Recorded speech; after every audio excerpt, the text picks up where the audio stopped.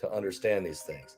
Speaking of wisdom, how about how about if we hear from the man, Mike from around the world? Mike, Pastor, how you doing? How do you hear me? I hear you loud and clear, and let me see, Brock, you have to make the adjustments here on the volume. Go ahead, Mike. I can actually see. You can see? Yeah, I can see. Well, I'm in a hole. I'm deep in a hole right now. No, it's not that deep. It's only about maybe, it's deep. It's a little deep. Now, how deep in a hole are you? No, I want to know this. 4 stories. Mike, you see that kind of stuff right there. So I take it you're on the job if you're 4-story. That's where they put people like me, deep in a hole. Okay. Well, I've been in a hole all my life, and I'm not even underground right now. Okay, so don't worry.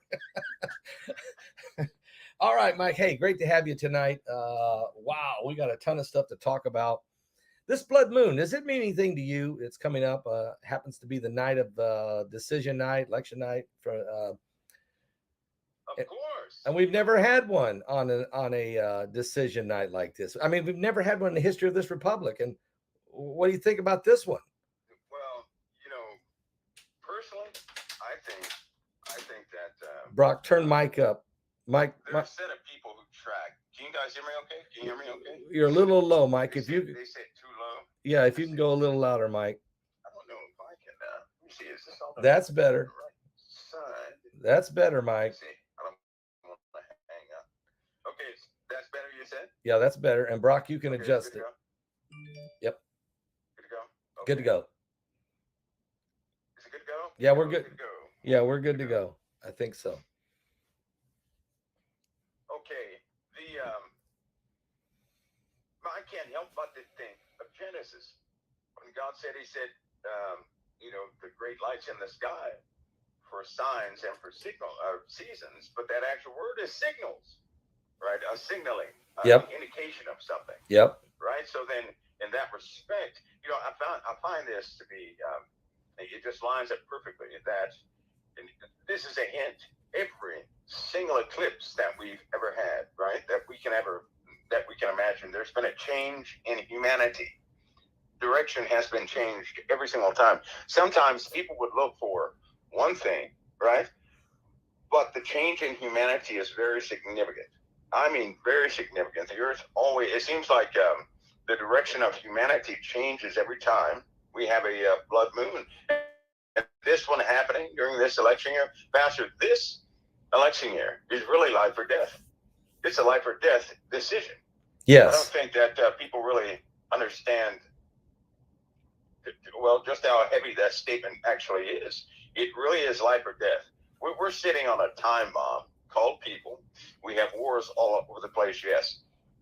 But this election will determine if we go directly into World War III, possibly that same night. That's no joke. What? This is a big concern. This is a huge concern that the election, based on the election outcome, that could really that could send indicators to certain countries, and they will most certainly make their move. They know this because they always monitor what everybody is saying, and the chatter is high. So, okay, now, Mike, this is a life or death decision. Okay, let's talk about that. Okay, because we realize now this is not a presidential election. Of course, this will determine who is who's leading the Congress, basically, whether it be the House or the Senate.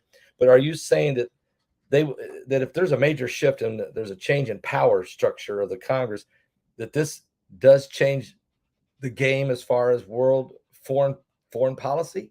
Yes. Let me tell you why. Okay. A president, if you notice, a president, they have certain powers, but they don't have large sweeping powers like Congress has, right?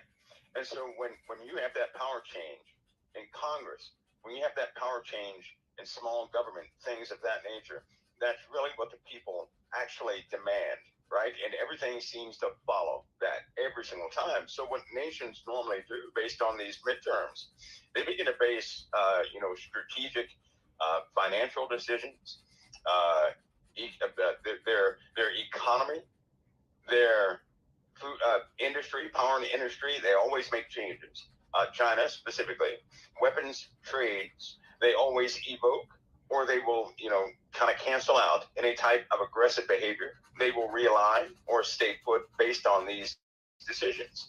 If the people are calling for more aggressive individuals that are going to have a harder stance on communism, basically, watch out. It's going to be life or death, because our President Biden, okay, he's up there in age. Let's go ahead and face it. He's up there in age. He's not as proficient as he used to be. He's not. And certain things are starting to slip him. Even the vice president it shows concern towards his activities and behavior. So the power really does not sit with POTUS anymore. The power would be those advisors that sit behind POTUS, and they also take their cues from what most elections and polls say. So this election is going to tell everything. When everything is tabulated, they're going to have a good idea what direction this country is going in. And based on that, so is everybody else. And everybody else is ready to move with this election, Pastor Paul. Yes, I think you're exactly right. And I think that's why God set up this blood moon, this sign in the heavens for this very night. It's not by accident that this lands on this night. And the fact that the blood moon is over America, quite interesting. And what do you think it has also anything to do with Israel, with the fact that their election just finished, and the comeback kid for sure is King Bibi, Benjamin Netanyahu is back, and with a better majority than he's had in a long time. He's got 64 seats out of the 120. That means he's probably going to be in for another 3-4 years at least. What's your thoughts?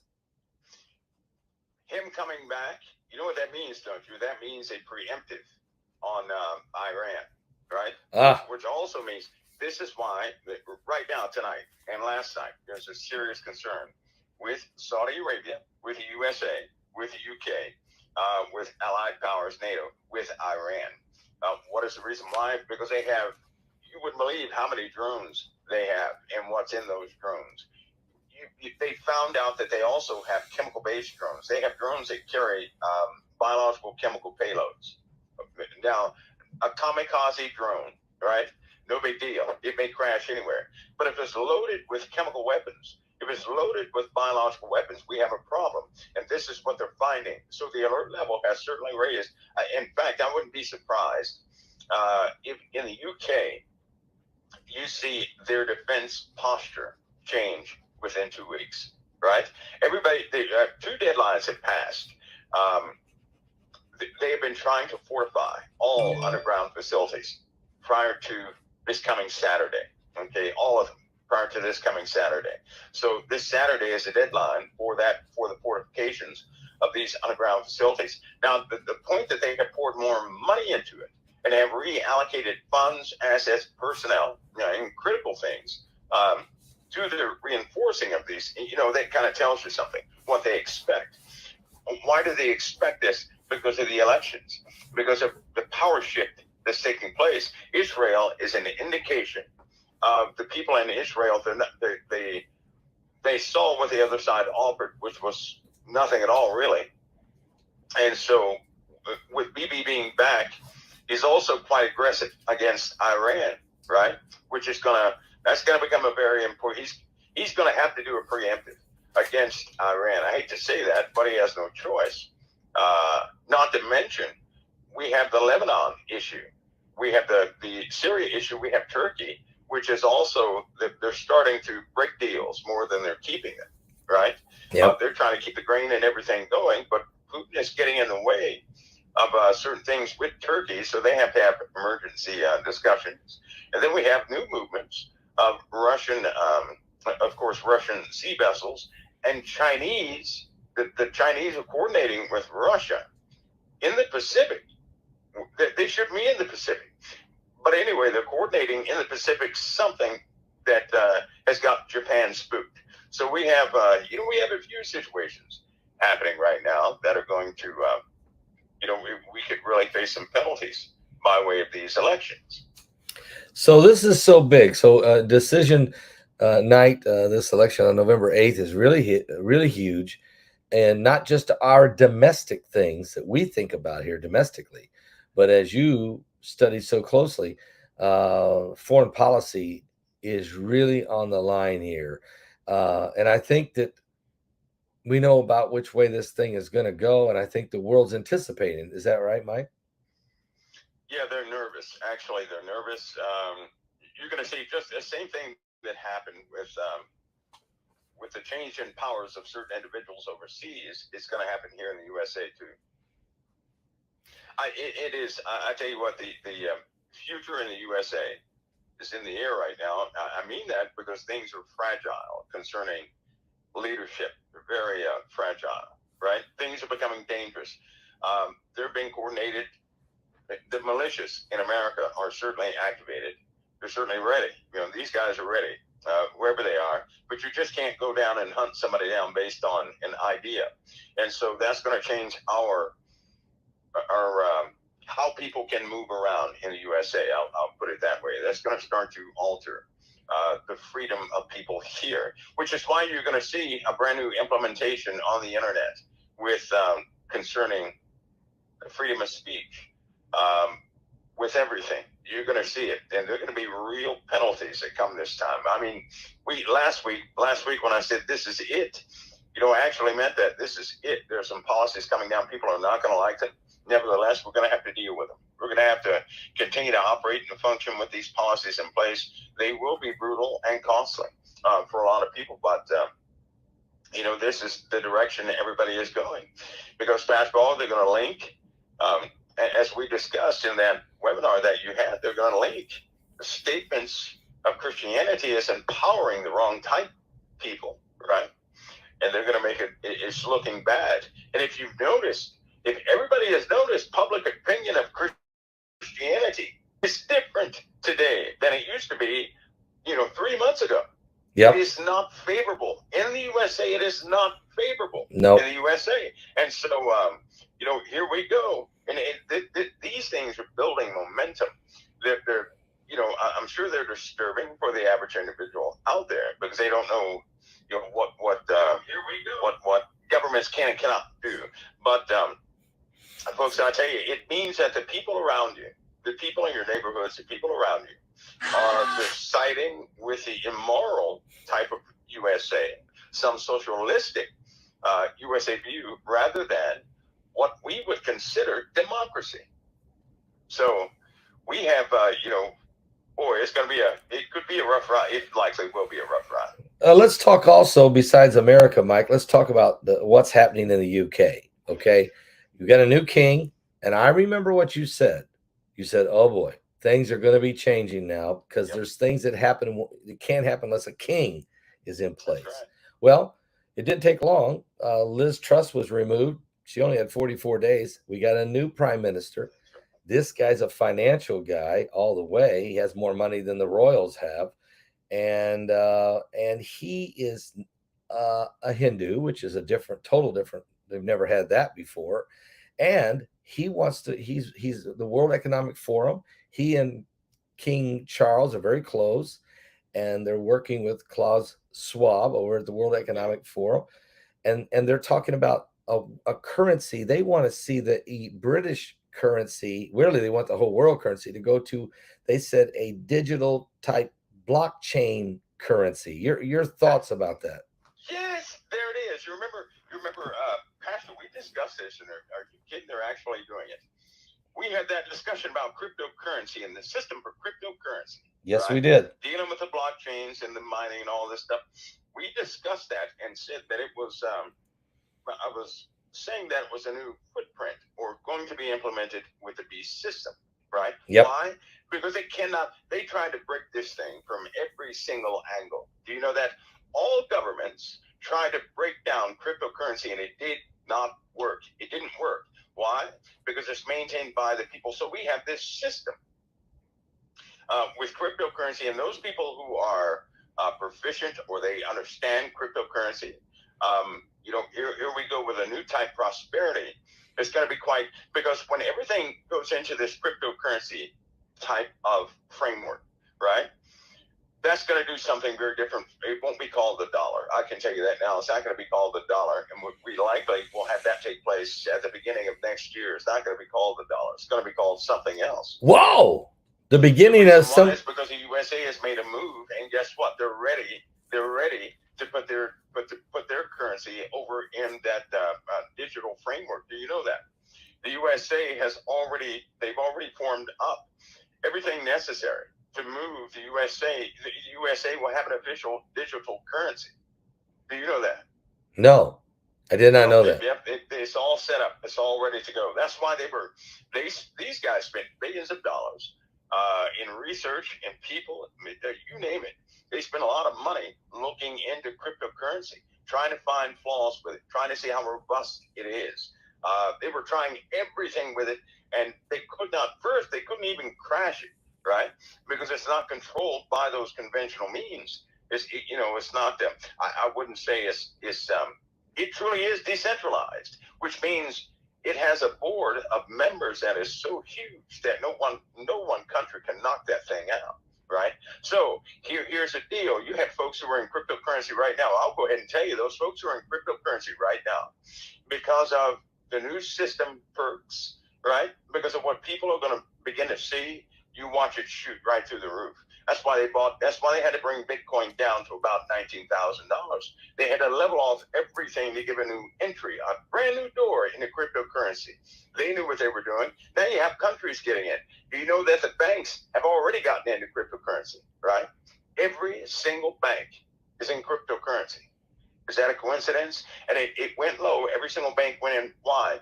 Because when they start flipping from the dollar, from all these other assets that countries had, that everybody is used to, what they will call old democracy.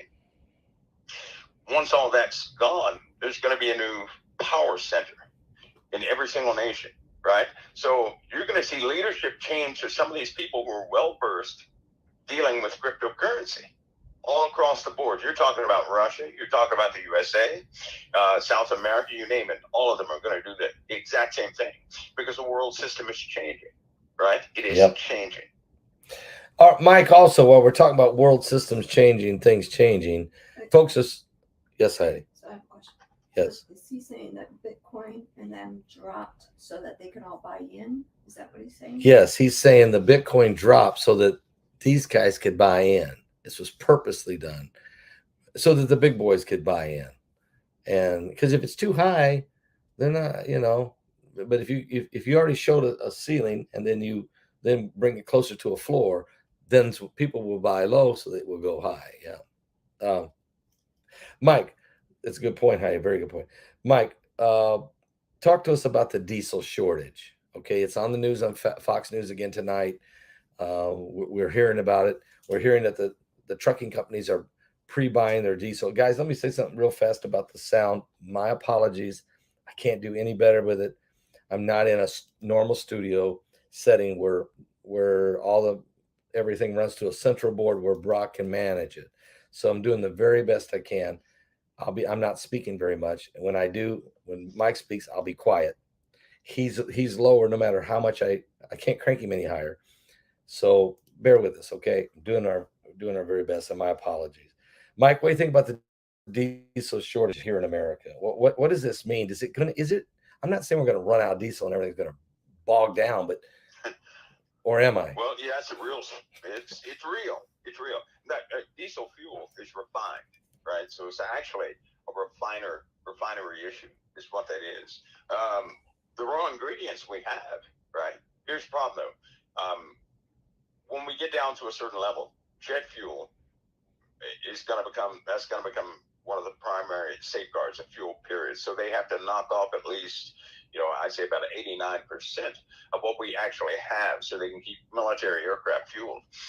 Everybody should understand that we are right at the precipice of a war that everybody can see. And so we need all vehicles fueled up all the time. That's pretty expensive, right? Because you're looking at having aircraft fueled up continuously. You're looking at some of the speed loaders. Everything is filled up continuously. Transportation is they're running all over the country, getting assets ready, moving things, right? And so that takes fuel. And the armed services, they're going to take up, they're going to have first dibs on this. Israel is next. Anything that we have left over. As far as our military is concerned, Israel has orders for jet fuel. Even right now, they have orders for jet fuel. And so, in order, we have to have that reserve on hand to refine for jet fuel, right? The JP orders, and to get that stuff into Israel pretty quickly, because if something were to happen, right? Because we're on standby. We're on standby continuously, and that costs a lot of money. We're talking about a lot of money. We're talking about machinery running. Our readiness state is at a pretty high level. If it goes up any higher, if we go up any higher as far as our defense posture, that's when things are starting to shut down. That's why the UK looks the way it does, and Europe looks the way it does. If you notice, it's gonna balance out. Everybody's economy is going to look the way it's looking because the military has had first dibs on this. And the UK has already ordered that their Air Force be sent all around the country. So if anything comes into the UK, it's not going to hit in one location, destroy everything. So they have things on the move also, right? Because everybody's ready to go at any moment. They're ready to go. And so that's what we face. And when they're talking about this diesel fuel shortage, it's a shortage because they can't get that fuel up. They can't get that to cities. That's going to have to be for the DoD. Yeah, because the threat is real. When you say everybody's on standby, you're not just talking about United States concerned about what Russia may do. You're talking about what Israel may do with Iran, That's right. What China may do with Taiwan, what North Korea might do with Japan. Right. Yeah, that means a ton of fuel. Everything has to be at top fuel and top reserves in different locations around the world. That's right. So if that means the civilians have to go without a little bit to protect the nation, that's just the way it's got to be. And that's right. And you know what they should? They don't want to explain that. That's a problem. In World War II, they clearly explained that. People got behind the country and what they were doing. Times were difficult. But because they told the truth, well, part of the truth about what was happening, people, they jumped behind it and said, let's help. They won't do it this time because they're frightened of panic. You have an entire generation of people who will sue them if they say something like that, right? It'll cause too many domestic issues. You have these young kids have grown up, some of the young kids who have no value system whatsoever. If they say something like that, like our military's on standby, then a lot of people will begin to panic because people are not as level-headed as you would think. They're just not. And so they don't want to say anything like that because that would make people nervous. Speaking of some of these things that makes you nervous, that 6.0 earthquake, Mike, that hit about 1,000 miles, I guess, off the coast of California a couple of days ago. What's really weird is I was looking at the map. I didn't see any fault lines there, but maybe there is some, and I don't know it. Is this part of your concern when you talk about the fault lines along that California coast all the way down into Mexico, or is this something different? Well, yeah, and we also have new fault lines in America. We do. We have new fault lines. Well, we have new fault lines all across the globe, and I'm trying to get my hands on that data so I can actually pinpoint where these things are. But yeah, we have new fault lines because our crust is thin in certain places where it shouldn't be, and some of these fault lines, where you have one landmass that goes underneath another on a continuous basis, and then they kind of snap out. Some of the lip of those places has been eaten away by gases, not by magma, but by very hot gases, superheated water. Not quite magma, but very hot gases.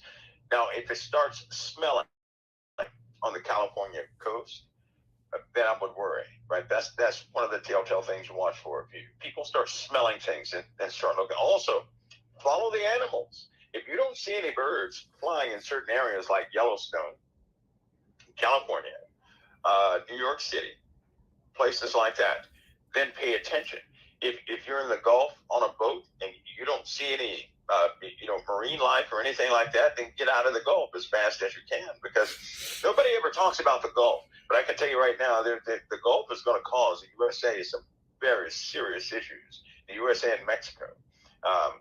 But the animals, when they start changing where they are going, they're doing so because of magnetic influences, environmental pressure differences, and all these different properties that affect them. You don't see animal life. That probably means you don't need to be there either, is what that means. So they're very good indicators, right? Now, we're not talking about seasonal migrations and things like that. We're talking about, suppose no birds came back to California. They just didn't come back.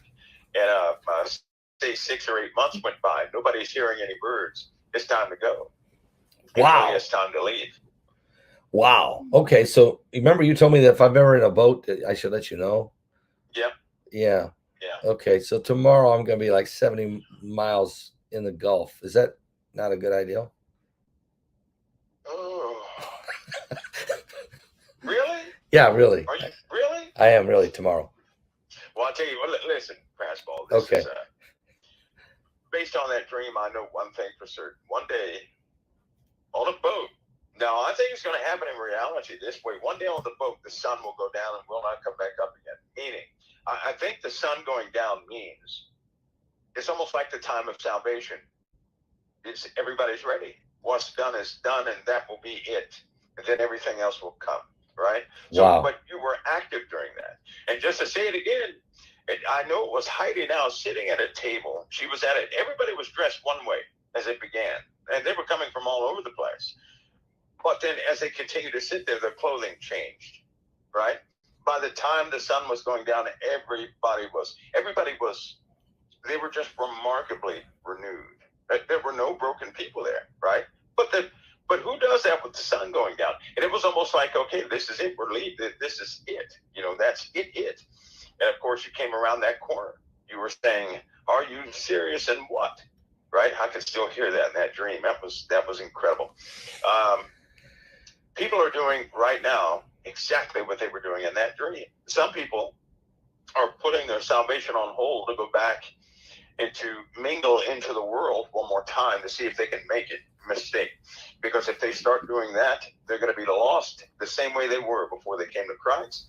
Time is not permitted as people think. In other words, we don't have the time we think we have, right? I honestly don't think there's going to be an indication of when this takes place. I don't think I think it's going to catch everybody by surprise. And so, having said that, wouldn't that be the best way to catch us in our honest moment? In a moment that we have no idea about before anything ever happens, and aside from every single day we thought anything would happen on, to catch us exactly how we are in truth. Well, I think your dream has been very prophetic. You've spoken about before, and all I can say, folks, is if physically what he saw, which I believe is probably really spiritually, but it could also be physically in both. I would say that you don't want to let tonight get away. And if you're not saved, if you have not made that commitment to Christ, I would not wait around. I think, God speaks in mysterious ways. He definitely does through dreams and visions. And you're right, Mike. People better get on board because the ship is going to pull out for the last time. And I'm serious. The last altar call, the last broadcast, the last opportunity. We don't know when it is, but it is way closer than any of us think. It's coming. It's coming. Yes, it is. It's coming. Now, Mike, also the UK, well, let's go to Poland. Poland just put up some razor wire along the coast with Russia. What's this about? They sure did. Well, Poland's being dragged into. They have threats on them right now. Russia threatens people behind certain activities. And, of course, Poland is assisting in what NATO wants them to assist in. It's kind of like this. If Poland does not assist, well, NATO would just cut them off. That's how it is. And so you have NATO countries who are being drawn in to, those Baltic regions, all are being drawn into this thing. It's spreading. It's starting to spread. Fastball is going beyond the borders of the UK. It's turning into some political thing, but it's spreading at the same time, right? It's only a matter of time before Turkey is fully integrated into the Russia-Ukrainian crisis.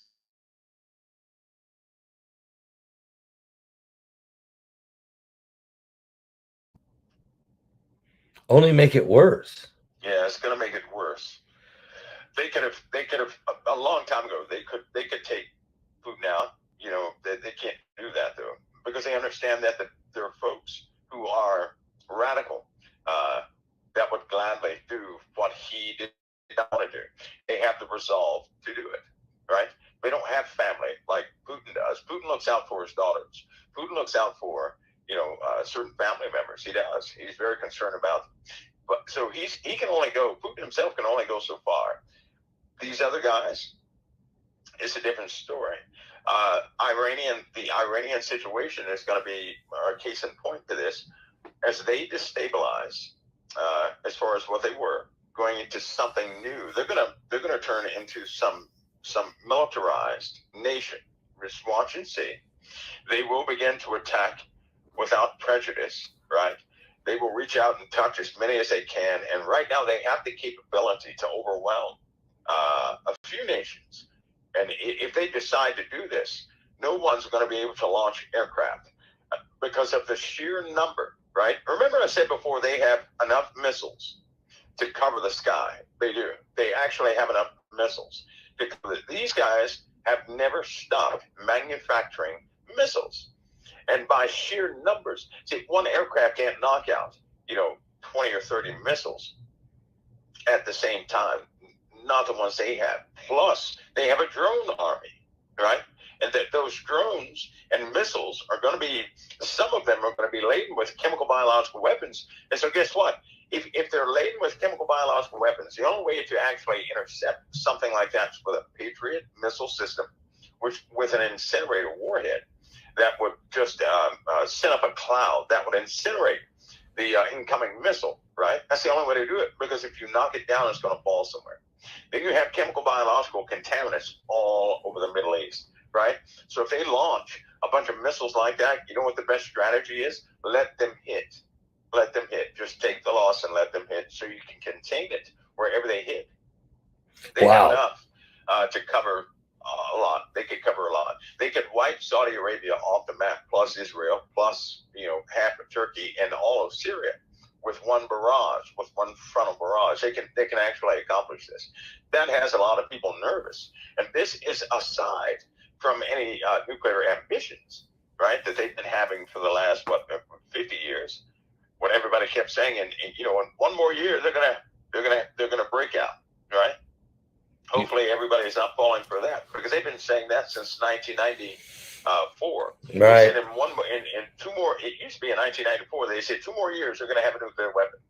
As time progressed, it got lower and lower and lower and lower. In fact, during the Obama campaign, I believe they said in 2 years they're going to have a nuclear weapon. Well, guess what? He served 2 terms, and then right at the end of his term, they were talking about that again, and they said within a month they'll have a nuclear weapon, right? They keep saying this. So what's more realistic? It's more realistic to know that this guy already has nuclear warheads, right? But he can't position his vehicle systems. He only has three vehicle systems for launching a nuclear weapon. That means he's likely in full possession of ICBMs and the warheads, and they do work, right? But he's not going to waste them by launching them and then nothing follows. He's not going to do that. It's going to be major. It's going to be one of those. It'll be, they want to wipe Israel off the map. They're going to try it. Okay.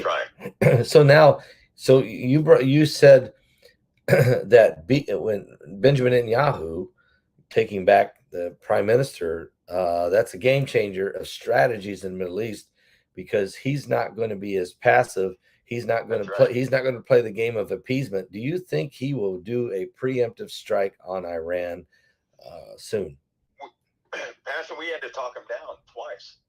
Wow, really? This guy, Israel is dangerous. They're dangerous, right? He had to be talked down twice from wiping Iran off the map. I mean, totally. Could Israel wipe Iran off the map? Yes, they could. Yes, they most certainly could. They could wipe them off the map. But if they did that, they would ignite a war in the Middle East of which they would have no allies. Right. Right? So they don't want to be. So if they do a preemptive strike, they can take down the threat of Iran, but then they don't have any allies nowhere in the world. That's right. But if they That's wait, right. Everybody would demand that Israel be, undone. yeah, That's what they would demand. So guess what he does? So Bibi is smart though. What he does is he keeps up the pressure. He keeps up the language, right? He keeps up the plans, some of the tactics. So it looks like he's planning some sort of preemptive, but he doesn't do it all the way. He may send out some air sorties to take care of some immediate issues, and he has to maintain that. If he ever slips on that, it's going to cost him big time. We know at some point, by the word of God, it will not work because he'll face an army that is just overwhelming. Yeah, and that's found in the book of Zechariah, folks. If you go to the 14th chapter, it tells you that there is an invasion on Israel to the point that Jerusalem, half the city, looks like it's taken. And it looks like they're going to lose for sure. And they would lose, except that the Lord comes and stands on the Mount of Olives and takes over. And that's right in the Bible. I mean, Yeah. So we're living in this time now, Mike, where the potential for that to happen is here. Think about this. Yeah, it is. Israel wasn't a nation when Ezekiel prophesied the dry bones. Israel wasn't a nation when Zechariah was telling you how this thing was going to come to a head.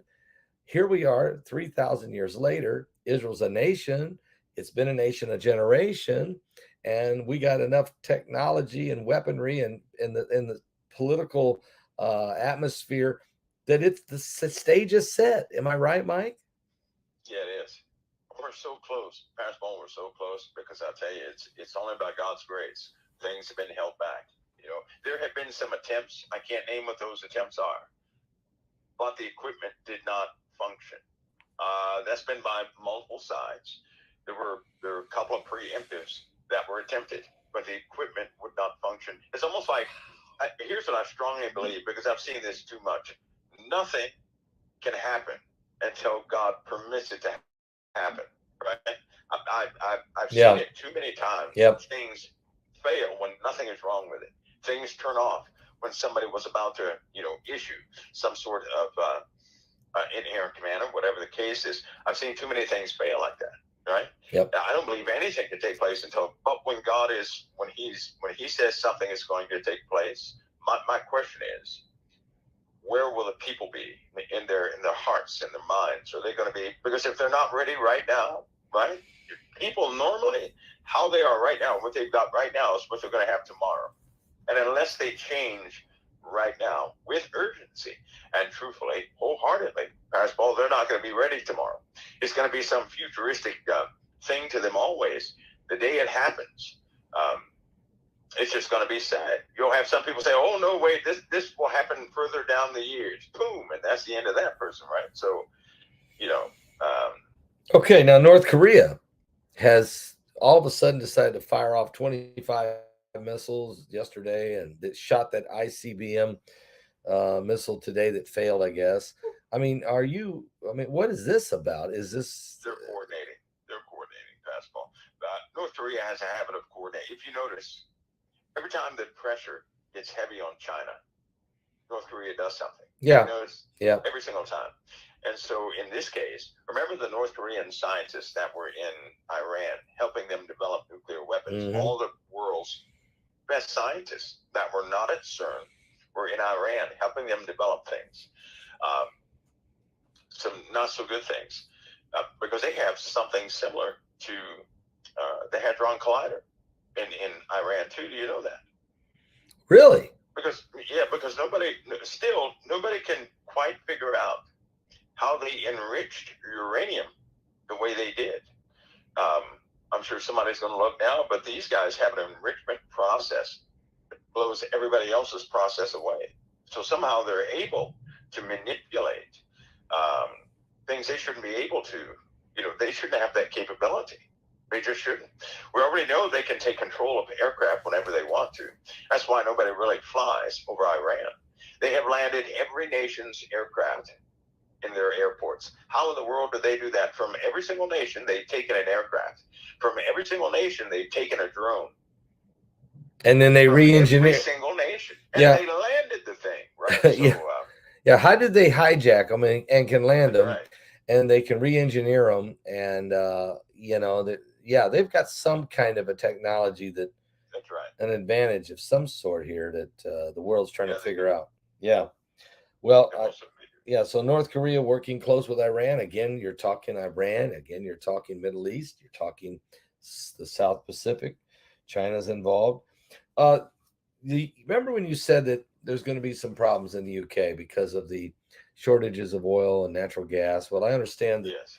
the UK this week has been testing. They are testing a plan in case there's 7 days of outages, where, I mean, literally 7 days of no power or water or food, I guess, being distributed. So have they ever done a test like this before? No, not like this. Not like this.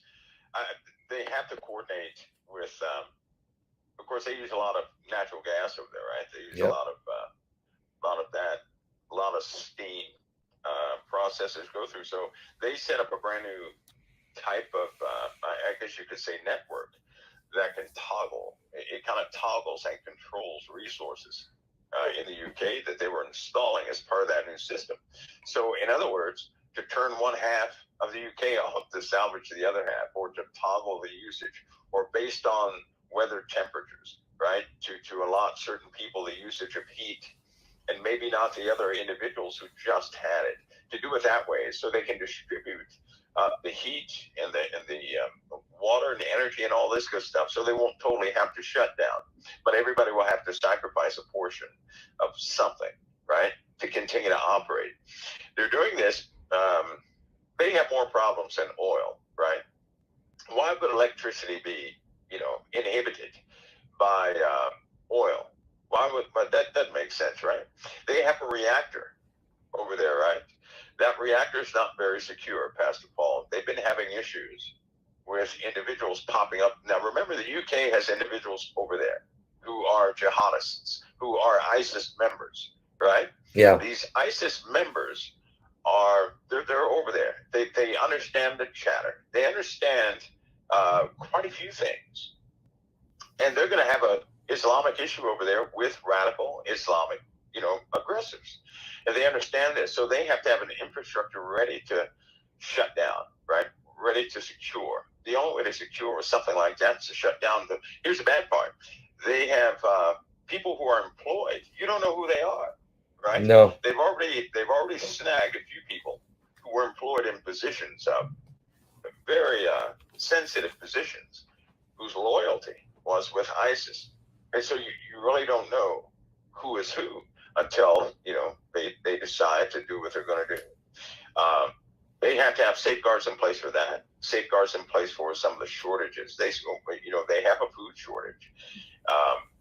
And then, of course, they're thinking of something to help Europe out. Europe is they're in bad trouble. Europe is in trouble. Yeah. And so they have to do something to help, because they still have that seated position over there where they have to make some decision to do something to help somebody out.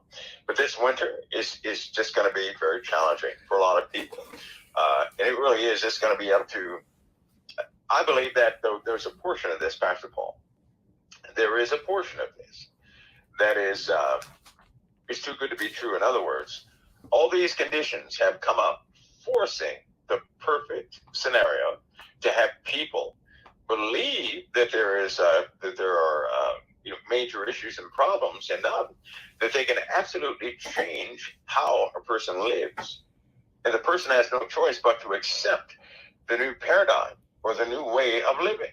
Right? It's almost like something is being forced upon the people, but the people have no knowledge, because they have. It seems warranted. It seems warranted to shut somebody's power off, to shut somebody's heat off, to shut somebody's electricity off. It seems warranted by all the events that are happening around the globe. But if anybody were to take a closer look, that it's too good to be true. The things were happening like dominoes in a row. And we're talking about staged dominoes, right? There's somebody behind it. There's somebody causing this psychological environment to be undeniable in people's eyes, so they have no choice, and they will not fight against the change that is coming. Let's talk about the change. Dark winter. I mean, last week we were talking. You said we haven't talked about dark winter. So you mentioned winter just a second ago, and I'm thinking, okay, Mike, is there any bombs you're about ready to drop on us here? Because I think I sense that you're feeling that this winter is a deadly winter, and maybe there's a reason you're feeling that way, or something you know. It could be bad. This winter could be the most challenging winter we've ever had, and part of that I don't think anybody's ready for what the weather is going to contribute to that.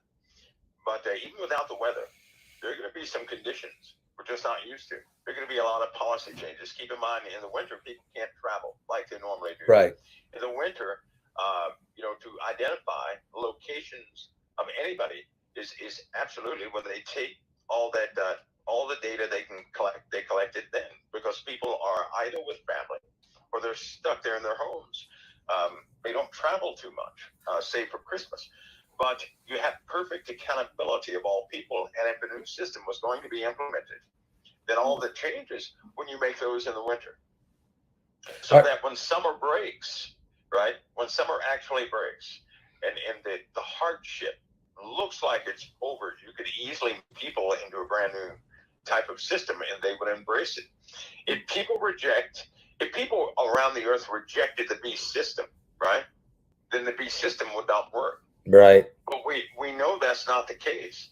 We know it's going to be an answer to a great many people. We know people are going to love the system of the beast. And I can't help but to notice atmospheric issues that we're facing, certain things that are inbound. They're absolutely going to change our atmosphere in a not so good way. So a lot of people are going to die in this dark winter. There's things going to happen, and you really are explaining to us that there's going to be this new beast system that comes in, which the Bible tells us that, and you're saying they will embrace it, and the Bible tells us that the world will embrace this. There have to be a reason that they want to embrace a new system.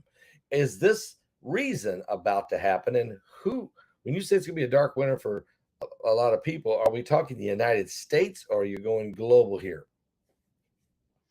This is going to have to be a system-wide change.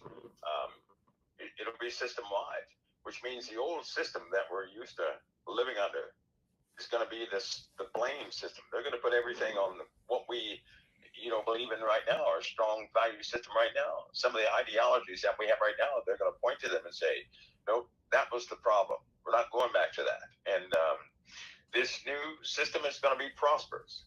The old system is hardship, and they're going to make that distinction, and they're going to drive that point home. So we're going to feel the pain. So we're going to feel the pain globally, including the United States to some degree, but globally we're going to feel the pain, and they're going to drive that home first before they offer the olive branch. Yeah, they're going to make the old system tasteless, fruitless, and everything else. It's just like right now, if something happens to, well, I shouldn't say that, but cryptocurrency is very strong right now. This is going to be seen over the next couple days. It'll be very strong, but it's also made to look very, very iffy, right? Very shaky, very shaky. Strength meaning the system is there, but I have to tell you that system is going to be fully absorbed. Fully absorbed. So have they made these changes? I mean, these are being discussed at high levels? Or are armies and is military involved in any way? Well, in preparation. Jade Helm. Yeah. Didn't Jade Helm have a movement scenario, a movement order? Yeah. That would take place in the wintertime. Yeah. Now, I believe in the scenario, one of their directives was to hold neighborhoods and things like that after they changed their places over into processing centers and checkpoints, to hold them throughout the winter. They were demonstrating how that would work, right? Yeah, that was part of that scenario. Well, you had that was published it should have been published in a couple places because a lot of people were discussing Jade Helm at the time, and Walmart, was the center of that, right? Yeah, Jade Helm, I remember there was military vehicles everywhere, even little towns. There were military exercises taking place, but no one had no clue why it was happening. Helicopters, frogmen jumping, being lowered down, paramilitary people jumping out of planes, and the citizen containment seemed to be a word we were hearing a lot. That was a big part of it, and because the whole thing was mastering the human domain. Yes, well, the mastering of the human, including, and I got a little bit in trouble over the fact that I found out that there was fencing, a certain kind of fencing off of segments of cities. Yeah, you're right. Yeah. You're right. And also the underground tunnels of the Walmart system was also in play. You're right. So You're right. is this because with any place, right, there are going to be reasonable casualties. There's going to be a part of a place you cannot take with you. You're going to have to essentially block that place off, right? Like, for example, the undesirables. You can't let undesirables, come into a system that where you're in a survival mode or something like that. So, yeah, that's absolutely factored in. Well, that's very similar to what Hitler did in World War II with the Jews. Of course, he created the ghettos in Warsaw, Poland, and in different, and they were considered the undesirables at that time. Do the Christians become? Our ideology, according to Scripture, we are going to be persecuted pretty relentlessly. Do you see that coming as part of this expansion of the Jade Helm? So you're saying the Jade Helm exercise was actually just a precursor to what's a paramilitary police state, which includes a new system of food and water and distribution or something? Well, right now people are rejecting leadership, right? Yeah. So what happens if the majority of the people do not get what they want during any election? They're going to revolt. Yeah. So then mastering the human domain is to shut down those revolts, or certainly redirect them, or certainly have them not take place or take place in certain areas. That could be either or. And so that's going to be a problem. That'll be a problem almost immediately. People, I'll put it this way. People are so trapped in politics right now. There's a lot of crime related to politics of people who were, family members are broken up because of politics, even right now. And believe me, during this election season, it's going to get worse. It's going to get worse because people they have allowed an ideology to make them target somebody else. That's Satan's modus operandi. He uses everything so one person can target another, right? And he's going to do that. That could actually jump out of control. Isn't let's go back a little bit. We've heard these terms before, and I got to be careful because this is because of the platform we're in. But the word deplorable was used to identify a certain segment of the population. And then we've heard ultra MAGA is now recently being used by the current president. And again, to identify less desirables or people that may be of some type of persuasion and threat to the current system. These keep bringing these same terms back. It gets regurgitated by the mass media, the propaganda guys. And am I right here that they're setting they're trying to change a mindset of the populace here? They already have. In fact, there are two plants in the Republican Party right now that shouldn't even be in the Republican Party. And because I know one of them. Every time I see that you can't just say their names out, right? Right. I won't tolerate that. No. People ought to discern it. They should discern it. Those people, when somebody begins to go against, when they start being a little too free in what they're doing, something is wrong, right? There are checks and balances even within the party. And when people start acting a bit too free with what they say, something's wrong with that person. They're getting away with too much. And people should really watch that. But they're going to utilize The new dirty term is going to be Republican or Democrat, either or, based on where you are. Yeah. And it is certainly divisive right now. The sad part is people have bought into the ideology of utilizing these political ideologies, right, to become an enemy of somebody else that's already working. It's already, murder rate is high, divorce rate is even higher. Kids are still divorcing families. You have all these things happening, and we're not even, this is domestic. These are domestic issues. People are disrespectful more than ever to police officers. The police officers put up with quite a bit. You have that's translating to military soldiers. They're becoming highly disrespectful, and they're trying to practice democracy when they're there to preserve it. So you have all these different mechanisms that are turning upside down, because it's almost like those of the real democracy, the real republic, do not speak the language of what these people are demanding right now. And I believe that since people have lost their morals, right, there are certain subjects that they spent trillions of dollars normalizing in the USA and around the world. They spent money on these. They went and recruited people and got everybody who could lean in that direction, put them up on a pedestal, utilizing them as a divisive measure for gauge. That's how they gauge people, the populace, right? So, but they have turned the moral responsibilities of an individual towards darkness. They've done this to a lot of folks. In other words, right? A lot of people are tolerant. They're very tolerant.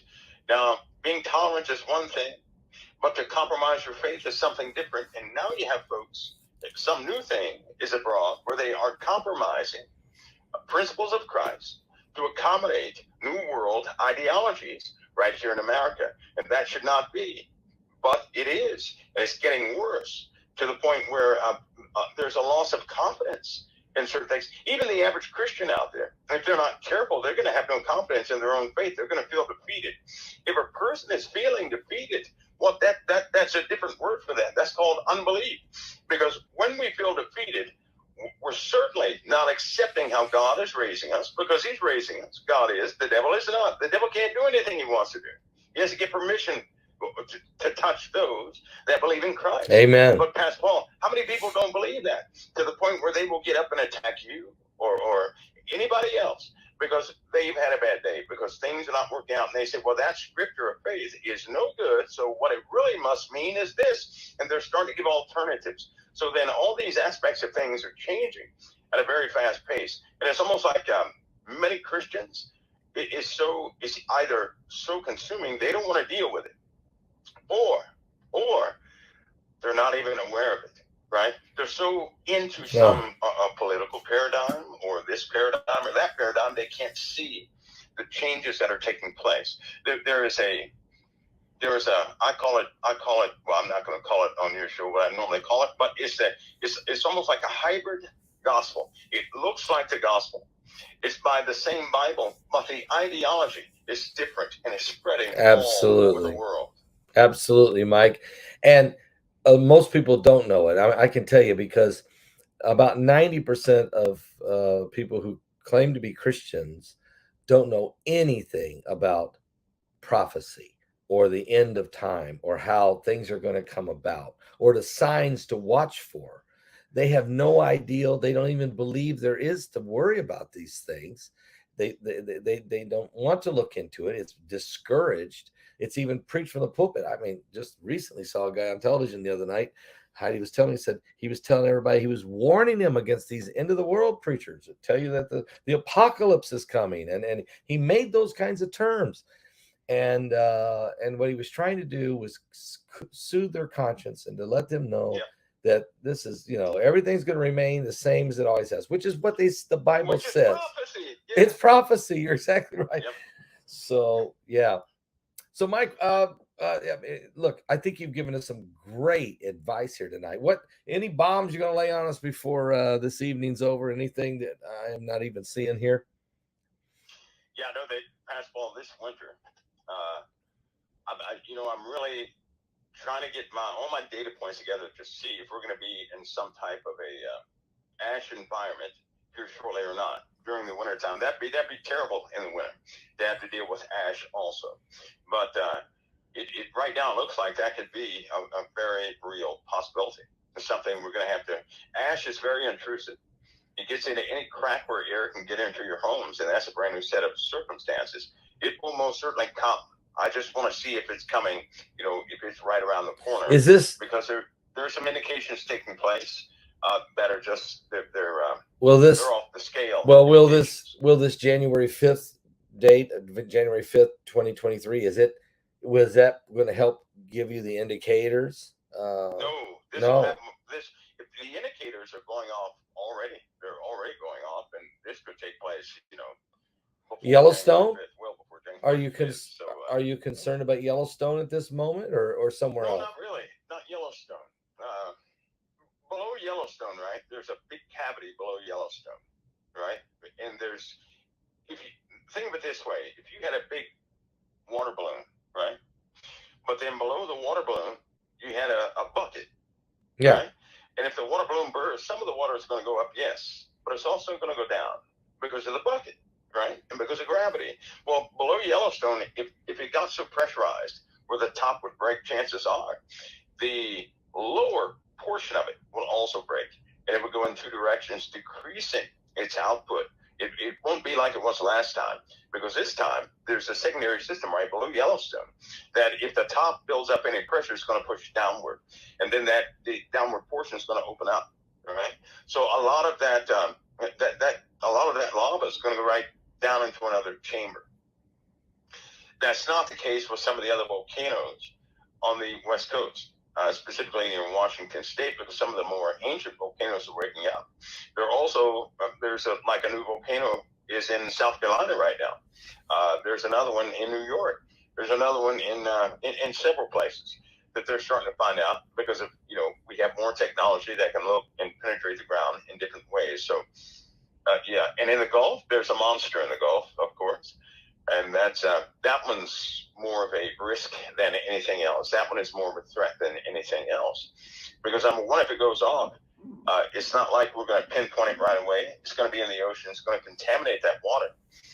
And ash will just be, it'd be a vent shooting up from the Gulf all out to the air from there. And that one's showing a lot of activity right there in the Gulf. So, we face, these things are all over the place. But they have a real immediate effect that they could cause in a real short gap of time. And so if I need to get my data points together to see, is this something of major concern? And I'm sure I'm not the only one, but right now. It is a prophecy again. It's in Joel. It says there'll be blood and fire and pillars of smoke, and the sun will be darkened and the moon will turn to blood. So that blood and fire and pillars of smoke, that makes me think that there's some type of massive explosion or eruption in this ash environment, which creates a dark winter, a very dark winter, environment where things won't grow because the sun's being blocked. I mean, I think you've talked about that in the past. So your concern is that this is sooner rather than later now. Yeah, you know what? So it's a matter of time for volcanoes. I mean, just the magma activity is it has increased so much. It's beyond belief. It's beyond belief. If the average person could see what is moving underneath their feet and how it's moving, right, they would have no certainty in this moment right now. And what I'm telling you is that it's only a matter of time, Pastor Paul, before this magma breaches in a lot of places, everywhere. It's gonna start. So it's not just one place. It's not just one spot. It's going to start just blowing. It's in a lot of places. The entire Earth is just the magma is active. It's very active, very active. One of the volcanoes that is soon to erupt is in Siberia. That will erupt. There are two ocean-borne volcanoes in the Pacific. They will erupt. They're not near Hawaii. They're north of Hawaii. Alaska is about to have a real problem with another one that's very active. And they actually have instruments down there now trying to see, what the real deal is from this thing or trying to get some sort of indicator as to how much time they have left because it happens to be close to a hardened facility. And of course, the Gulf and other places. South America is when it goes, it's going to be very active. extremely active. It's going to have the greater tug in the southern hemisphere where it is, south of the equator. So there have been so many geological changes and developments. My goodness, that would take a pretty big map and detailed map to really point out. But that's precisely what I'm doing, Pastor Paul, because talking about it is one thing, but for people to see it, to keep them informed on where these places are, what could potentially take place, having that map will be, it'd be pretty valuable, to give someone some insight, not to scare them to death, but to at least keep them notified.